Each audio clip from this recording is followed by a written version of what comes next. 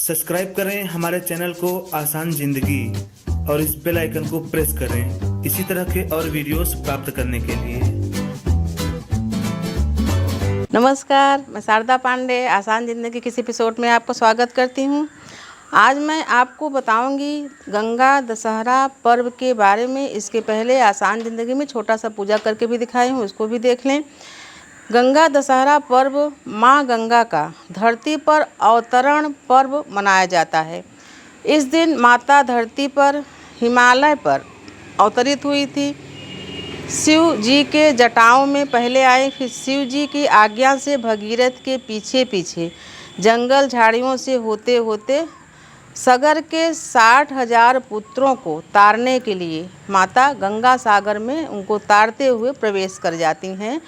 अभी से चलते चलते मकर संक्रांति के दिन माँ गंगा सागर पर पहुँचती हैं। 8 महीनों का लगभग समय लग जाता है। तो गंगा दशहरा बहुत ही शुभ पर्व है।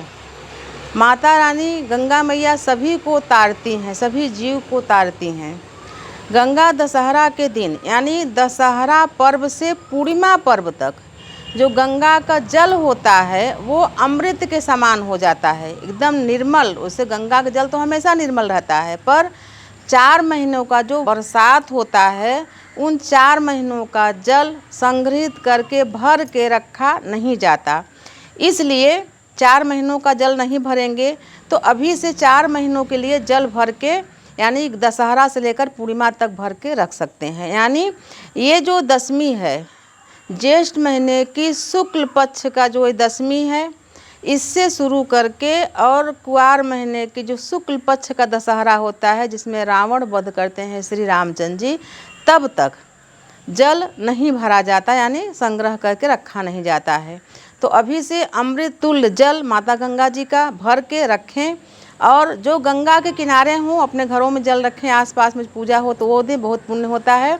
गंगा के किनारे रहने वाले आसपास कम से कम 2-4 किलोमीटर में भी ये गंगा के किनारे माना जाता है। अगर हैं तो किसी न किसी वाहन से, किसी न किसी चीज़ से, साधन से गंगा किनारे, गंगा मैया के तट पर जाएं, स्नान करें और गाय का कच्चा दूध ले जाएं।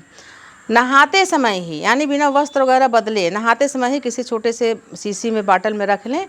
गंगा मैया को पूर्व की तरह, उत्तर की तरह मुंह करके जल में दूध गाय का डालें। इससे क्या होता है, माँ गंगा का दुग्ध अभिषेक हो जाता है। गंगा में दूध डालना चाहिए। आज के दिन यानी दशमी के दिन पितरों का भी तर्पण करना चाहिए। उनके नाम से भी दूध, जौ, तिल, अक्षत, तुलसी और पीपल में भी पितरों के नाम से जल देना चाहिए। पूछो क्यों? क्योंकि गंगा मैया पितरों को ही, सगर के जो 60,000 पुत्र थे उन्हीं को तारने के लिए धरती पर देवी गंगा अवतरित हुई थी। माँ गंगा आना नहीं चाहती थी, बोले कि हमारा ही चुनाव क्यों। भगवान श्री हरि विष्णु से बोलती हैं कि शिव जी, भगीरथ जी, आप सब मिलके हमारा ही चुनाव क्यों किए धरती पर जाने के लिए। और बहुत सारे कहें नहीं, आप ही तार सकती हो, जनमानस को आप ही तार सकती हो, इसलिए आपको जाना पड़ेगा। तो माँ गंगा धरती पर अवतरित होती हैं।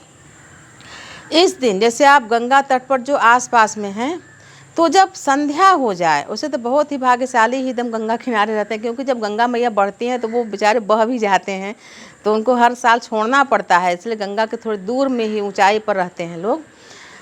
10 बत्तियों वाला, 10 दीप हो सके तो दीप भी 10 बत्तियों वाला एक कसोरा मतलब ले लो, उसी में 10 बत्ती का दीप जला दो माँ गंगा के नाम से। अगर गंगा के तट पर हैं तो संध्या के समय जलाओ तो ज़्यादा शुभ है, या तो बहुत ही सुबह जाके जलाओ, सुबह यानी ब्रह्म मुहूर्त में, तब भी शुभ होता है। गंगा मैया का पूजन धूप, दीप, अक्षत, हल्दी, कुमकुम, फूल, माला, मिष्ठान ये सभी लेकर गंगा मैया का पूजा विधिवत करना चाहिए।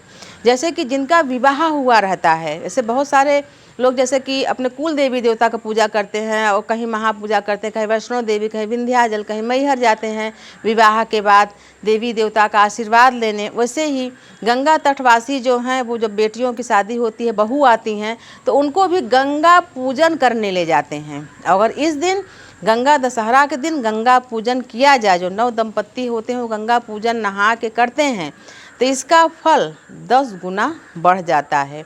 तो जो भी लोग हमारे यहाँ अपने तरफ गंगा पूजा करते हैं उनको गंगा दशहरा में पूजा करना चाहिए। जो गंगा नहाने न जा सकें, सभी हिंदुओं के घर में गंगा जल होता ही है। जो गंगा स्नान करने न जा सकें वो घर पर ही बाल्टी में पहले 2 बूंद गंगा जल डालें, फिर उसमें ताज़ा जल डाल के माँ गंगा का नाम लेते हुए हर हर भागीरथी गंगे काशी विश्वनाथ शंभु ऐसा मंत्र का जाप करते हुए नहाएं। और मैं आपको विशेष लोग सभी को बता देती हूँ, बहुत सारे लोग क्या करते हैं कि बाल्टियों में या लोटा में जल भरा है उसके ऊपर से 2 बूंद गंगा जल डाल देते हैं, तो वो अच्छा नहीं है, ऐसी मान्यता नहीं है। पहले गंगा जल डालें 2 बूंद, उसके ऊपर साधारण जल डालें।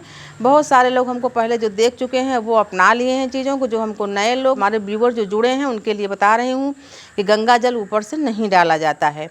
आप घर में ही यानी संध्या के समय जैसे 10 बत्तियों वाला दीप बोल रही हूँ, आप ये भी कर सकते हैं। नहीं तो 10 दीप दान ही कर दो। छोटे छोटे दीप होते हैं जो मिट्टी के, उनको ले आओ और 10 दीप दान ही कर दो।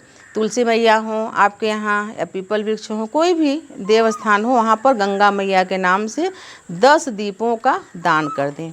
गंगा मैया में हैं अगर तो 10 प्रकार के भोग माता को अर्पण करें पलाश की पत्तियों में। धान की लाई, बतासा, रेवड़ी, अनरसा जो चावल का अनरसा बनता है, आम फल, लीची अभी आ गई है, जामुन, केला, खुरमा जो शक्करपारा होता है, भीगा हुआ चना। तो जो आपको मैं 10 चीज़ बताई भोग का, ये 10 दोना में रखें और एक एक करके या एक थाली में रख लें, फिर माँ गंगा मैया को अर्पण करें। हे माँ गंगा जी, आपको मैं आपके तिथि के अनुसार जो शुभ तिथि दशमी है आज, उस अनुसार 10 प्रकार का भोग मैं आपको अर्पण करती हूँ। माँ आप इसको स्वीकार करो।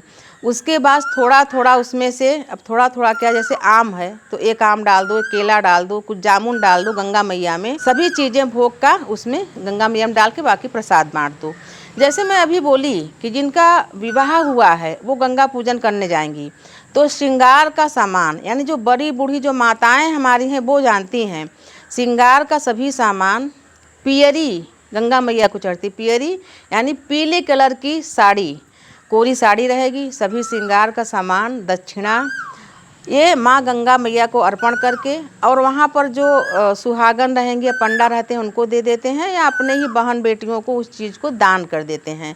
श्रृंगार के सामान में सभी 16 श्रृंगार होना चाहिए, जिसमें चांदी का बिछुआ जरूर होना चाहिए। ये नहीं कि महंगा है तो उसको न दो, एक बार आप दे दो और माँ गंगा से आप प्रार्थना कर लो कि हे माता हमारे सुहाग की, स्वास्थ्य की और हमारे सभी प्रकार के सुखों की आप रक्षा करें। तो मैं आपको गंगा दशहरा के बारे में बता रही हूँ।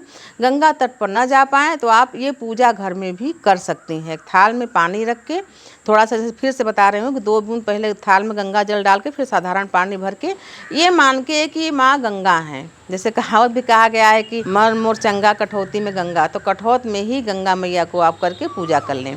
तो आपको मैं बता रही हूँ गंगा दशहरा के बारे में। गंगा दशहरा इस बार 30 मई को है, 30 मई 2023 को गंगा दशहरा का पूजा का पर्व है। इस दिन दिया हुआ दान 10 गुना फल देता है। आपको मैं गंगा दशहरा के पर्व के बारे में बताई हूँ। आगे आपको निर्जली एकादशी के बारे में बताऊंगी। आसान जिंदगी में वीडियो डला हुआ है सभी एकादशियों के बारे में, एकादशी पूजा के बारे में, पारण कैसे करते हैं। निर्जली एकादशी आप सर्च करोगे तो आ जाएगा।